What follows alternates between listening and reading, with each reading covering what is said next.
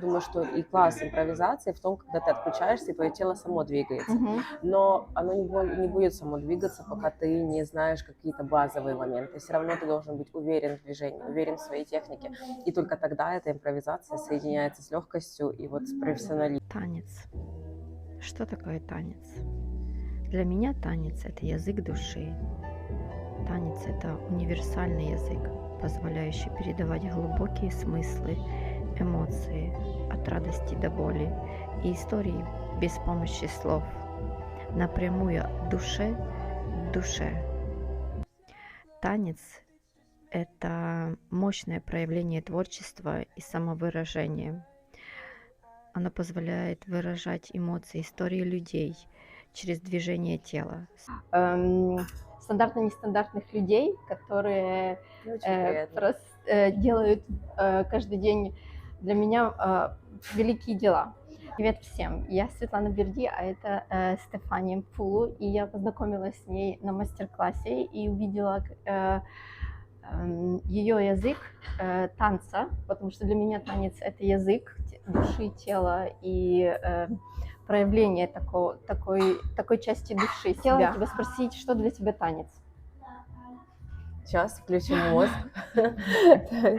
Как ты красиво сказала, что танец – это про язык, и не только язык тела, а язык, через который мы можем общаться с людьми, со своими переживаниями делиться и какими-то радостями, победами, не через слова, потому что слова нужно уметь красиво соединять, и я выбрала такой язык разговора с людьми, как танец. Поэтому для меня танец – это не про движение, а то, что этими движениями движет. Вот. Как ты создаешь танцы?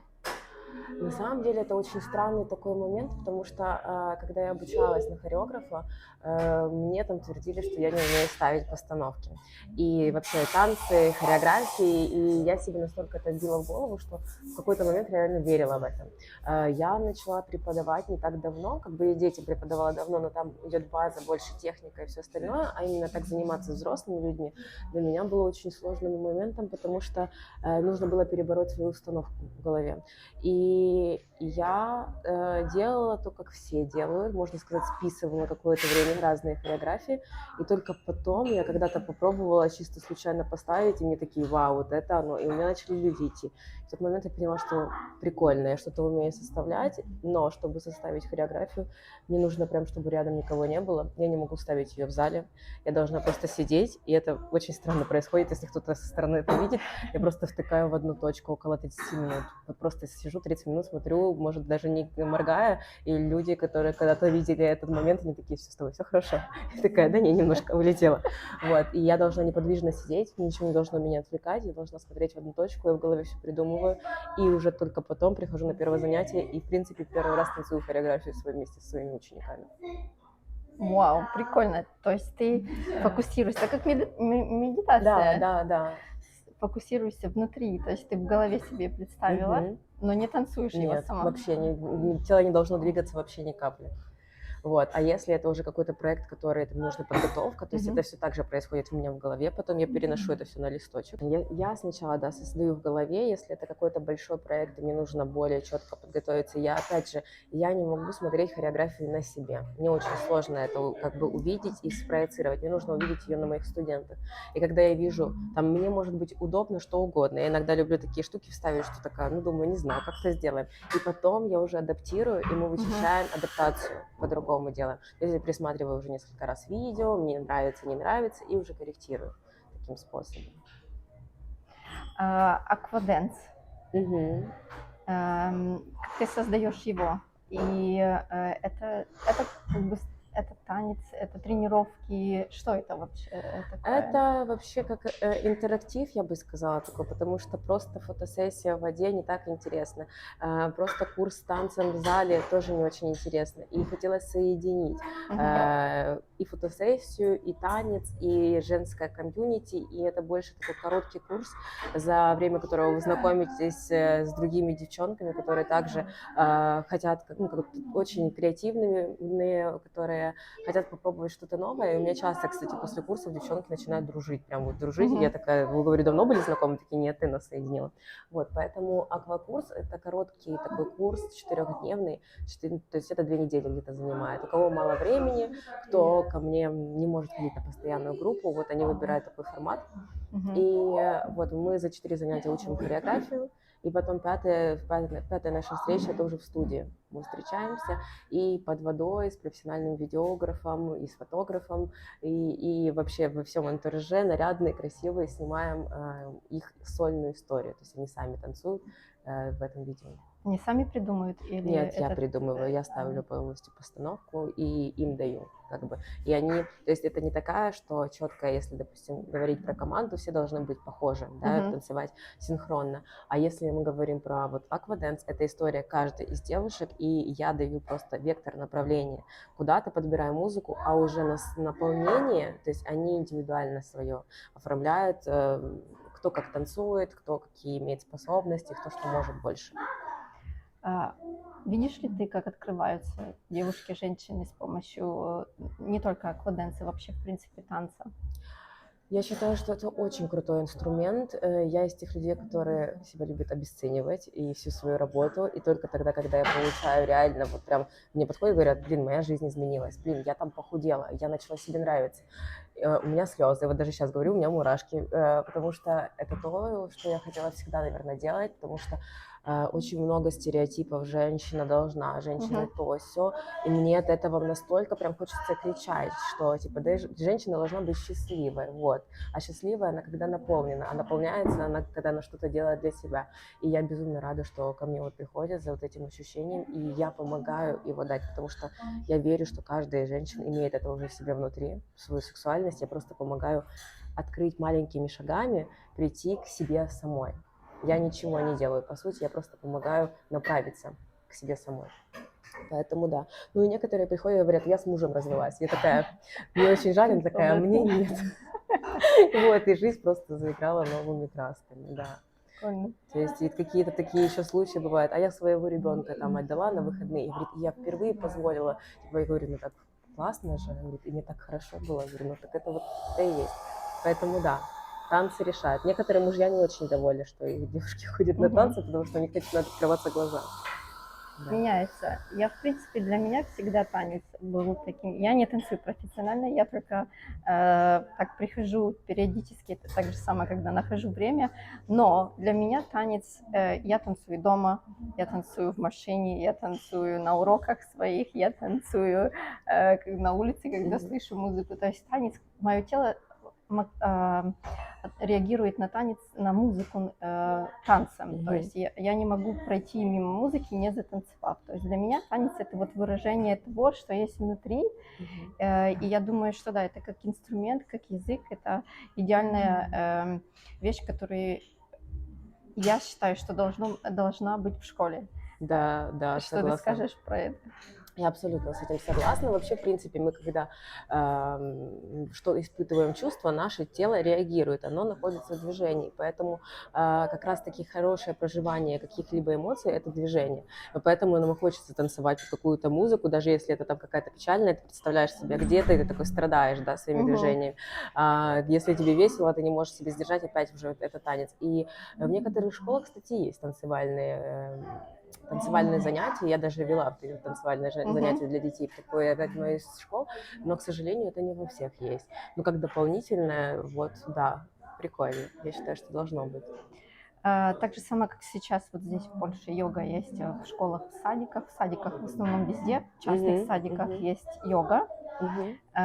И я считаю, что, ну, и танцы тоже. Танцы тоже, да. Да, есть. И я считаю, что в школах так же самое должна быть и йога, и танцы, и физкультура. Ну, то есть, чтобы ребенок мог выбрать, либо на все ходить, не знаю, вот, но каким-то таким способом так же само давать детям, тем же девочкам и мальчикам не закрывать изначально, на самом начале вот те, то, что ты сейчас распаковываешь, не закрывать в начале. Это первое. И как ты все успеваешь, у тебя есть маленький сын, и ты максимально занята, как ты соединяешь все? На самом деле не успеваю все, абсолютно нет. Сложно соединять, особенно с ребенком, но я поняла, что до появления ребенка я ни черта не делала. Я просто вот сижу иногда, думаю, уже куда я девала свое время. У меня вот сейчас ребенок болел, и он находился с отцом, и у меня была неделя свободная, и я столько всего успела. Я просто такая думаю, боже, а что я делала вообще, когда у меня не было ребенка? То есть я еще даже успевала сериал какой-то посмотреть, представляешь, когда у меня не было ребенка? Я такая думаю, блин, вообще ничем не занималась. А сейчас ну, мне помогает, у меня садик как бы ходит, Тайлер, мой сын, и у него есть няня, какие-то из дней, когда вот вечером, как сейчас, еду на тренировку, с ним будет няня. И на выходные его часто забирает отец. То есть, в принципе, мне жаловаться на время как бы грех. Понятное дело, что могло бы быть больше, но я больше себя виню за то, что я мало ему времени уделяю. То есть я понимаю, что этого достаточно, он иногда сам мне говорит, мам, все, хватит, типа, уже даже в свои 3 года он уже мне такой, хватит, я сам. Но мне кажется, что, ну, как бы, это вот такой вот синдром, когда ты вроде бы мало даешь, мало чего-то даешь, но мне всегда мало, как будто бы, что я там мало, и вот это вот у меня есть такая проблемка, конечно. Но я пытаюсь с этим работать и считаю, что, ну, то есть, значит, так достаточно. Значит, он меня выбрал, потому что вот ему этого достаточно. Ну, так себя успокаиваю, по крайней мере. Ты веришь в то, что выбирают дети родителей? Я думаю, да. Да? Угу. Мне кажется, что да. Ну, то есть мы же приходим в жизнь, получая какой-то опыт, и, допустим, нам предположены какие-то испытания. Ну, и то есть мы сами выбираем эти испытания, которые мы в силах преодолеть, ну, короче, которые нас ведут к какому-то росту. Не знаю, мне верится эта теория, что мы сами выбираем себе судьбу и выбираем именно тех родителей, чтобы прожить свою судьбу и испытав все испытания, которые нам предназначены. Те уроки, которые нужно, чтобы стать Да. на уровень выше. Ну, был или бы на он у 2. спокойной мамы, что не танцевала бы она до 9-го месяца, и он бы был спокойный. А так, как бы... Есть веселее. Угу. Какие-то есть у тебя, вот так как мы уже заговорили, в ту степь пошли про детей, и есть ли какие-то принципы, по которым ты воспитываешь, например, сына? Есть у тебя какие-то такие основные? Но у меня прежде всего никакого физического насилия, не дай бог, ну вообще никакого насилия. Я против этого, я не считаю, что это как-то помогает вообще в воспитании. И там типа вот ремня бы тебе нет. Ну, то есть это не про меня. Я считаю, что в этом, наоборот, как бы как я могу ударить маленького человека вообще, типа как я могу ударить человека, который во мне видит свое все, ну, который должен быть оберегом и всем остальным. Поэтому мне хоть как бы там не говорили, ой, еще увидишь, ой, еще это он у тебя маленький. Нет, вообще, ну, типа, для меня я против. По поводу таких принципов, я считаю, что дети с самого-самого начала все понимают. И установки, как раньше нам говорили, что ой, вырастешь, поймешь, ой, давай не надо, и там ты еще маленький, по мере возможности объяснять в силу его возраста какие-то элементарные вещи. И когда я нахожусь с ребенком, у меня нету ничего другого. То есть, если я нахожусь с ним, значит, я с ним. Я выключаю телефоны, я вообще не нахожусь ни с кем, я не решаю какие-то дела. У меня вот сейчас была накладка, то, что мне нужно было отдать смету, но я была уже с ребенком, потому что он болел, и, ну, уже выздоравливал, но еще в садик ему нельзя было. И я пошла в игровую комнату, потому что я понимала, что он там будет занят, я смогу как бы сделать свое дело, но при этом как бы я не могу в данный момент ему уделить время. Но я не хочу так, чтобы я ему дала телефон, сама сижу в телефоне, и мы просто, ну, как бы для меня это некачественно проведенное время, которого у нас и так мало с ним. А по принципам еще каким-то стараюсь не ругать, объяснять, но у меня, конечно, такой ребенок упертый, что это очень сложно нам дается, и я даже не знаю, что из принципов таких может еще быть. Я думаю, что это самое основное, что ты сказала. Да. Ты из Харькова? Нет, с Кривого Рога. С Кривого Рога. И ты тоже родилась в такое время, такое непростое. Как долго ты тут в Варшаве? Четвертый год. Ну, как война. С начала войны. Да. А до этого жила в Кривом Рогу? Нет, я вообще жила, где я только не жила. Я уехала из Кривого Рога, когда мне было 14 лет, по-моему. Я поступила в колледж в Киеве, и там уже обучалась. Потом у меня был тоже университет хореографический, и потом я уехала в Польшу на какое-то время, на студенческие 1,5 года. Потом я уехала в Германию заканчивать уже университет.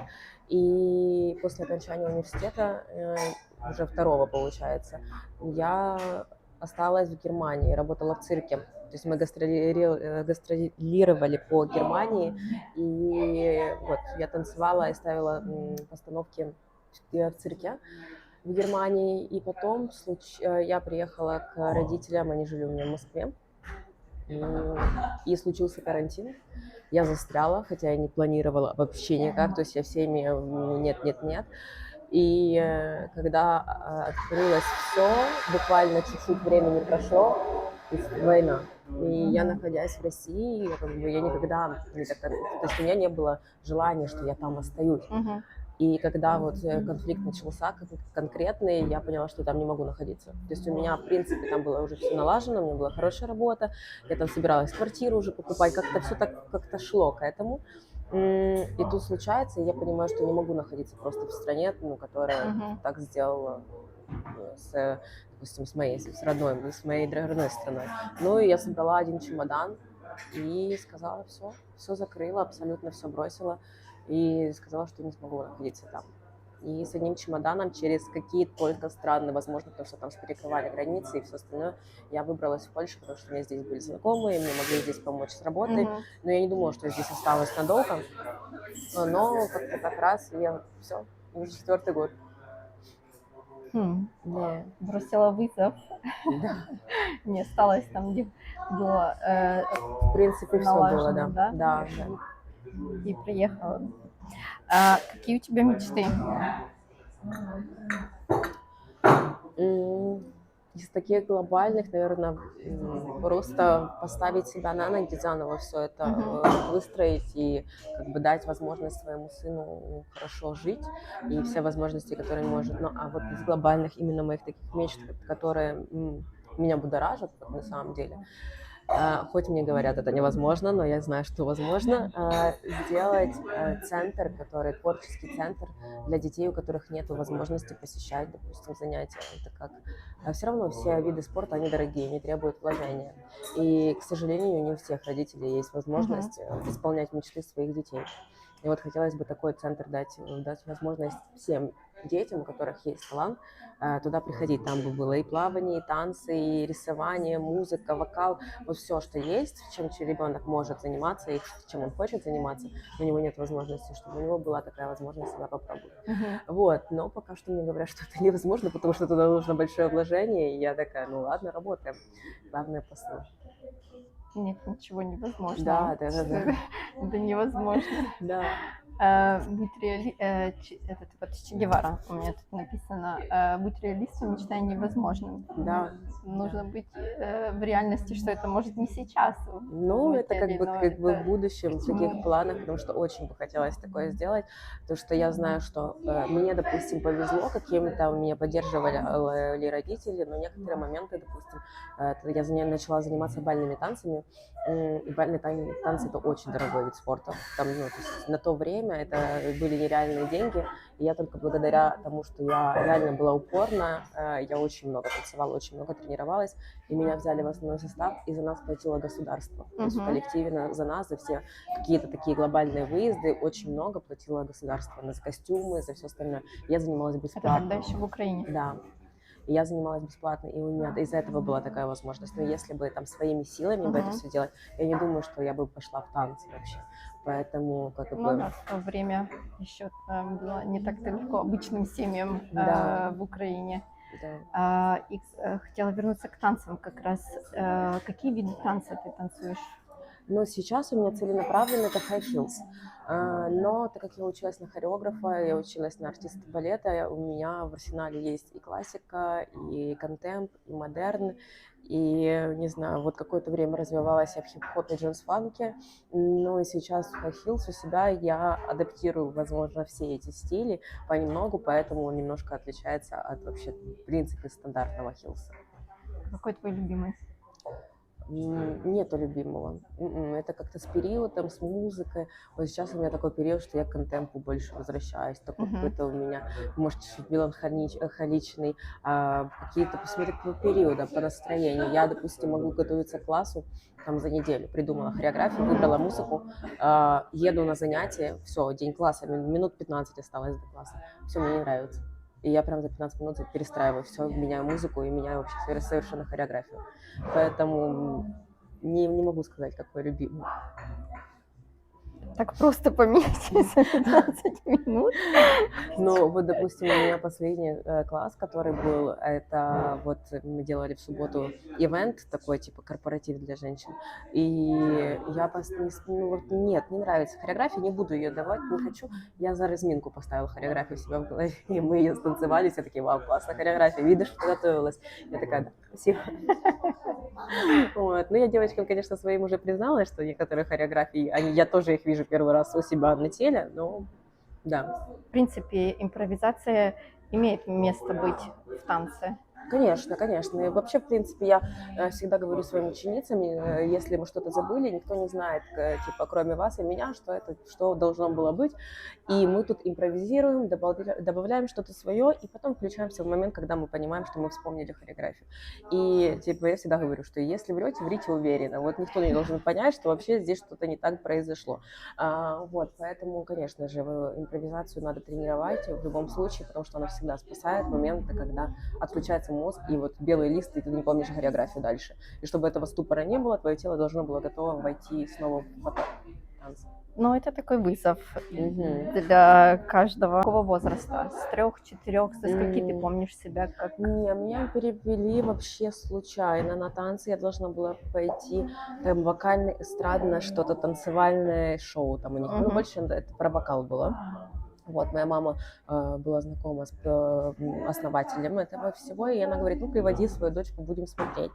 И мы, когда пришли, они должны были заниматься, там, это дворец культуры был, мы должны были заниматься в одном зале, мы приходим в этот зал, и там бальники. То есть они поменяли зал, и нам забыли сказать.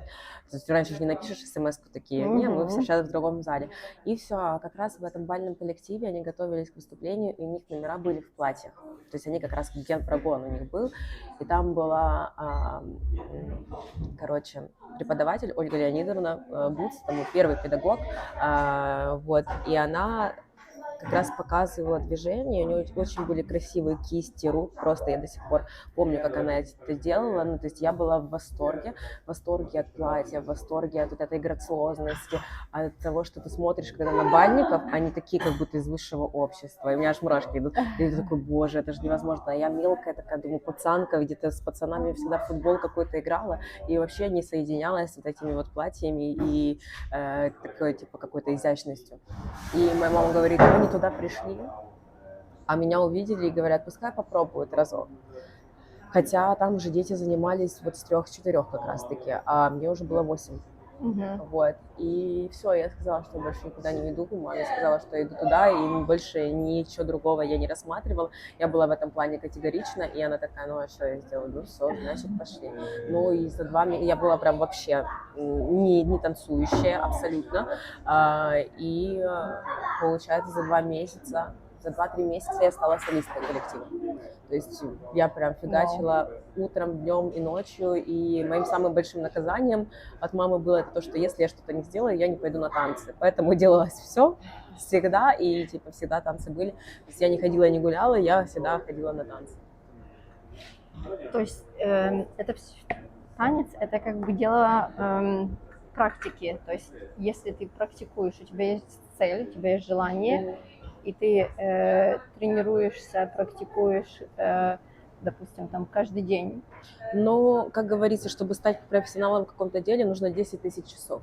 Ну, в принципе, я согласна с этим. Если вот упорно идти, то можно очень, как бы, не скажу быстро, но достичь своего результата, потому что вот сказать, чтобы я была какая-то супер пластичная, возможно, есть какой-то талант, но я считаю, что успех – это 10% таланта, и все остальные 90% – это трудолюбие.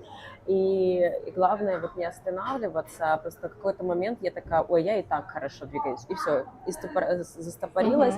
Как только ты считаешь, что ты в чем-то превзошел все ожидания, движение, значит, ты все, начинаешь деградировать, потому что как бы не может быть на месте чего-то. Либо идет градация, либо идет деградация. Ну вот, собственно, либо ты постоянно развиваешься, улучшаешь свою технику, либо же ты идешь вниз или остаешься на том месте, которое там были 2000-е. Поэтому, да.